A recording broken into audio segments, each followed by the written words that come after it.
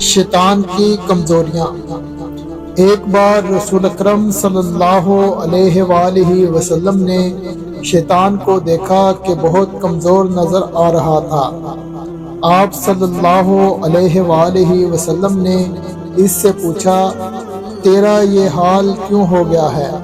شیطان نے کہا، اے رسول خدا، آپ صلی اللہ علیہ وآلہ وسلم کی امت کے 6 کاموں کے باعث پریشان ہوں۔ مجھے ان کاموں کے دیکھنے کی طاقت نہیں ہے۔ نمبر 1، جب ایک دوسرے سے ملاقات کرتے ہیں تو سلام کرتے ہیں۔ نمبر 2، ایک دوسرے سے مصافحہ کرتے ہیں۔ نمبر 3، ہر کام کا ارادہ کرنے سے قبل انشاءاللہ کہتے ہیں۔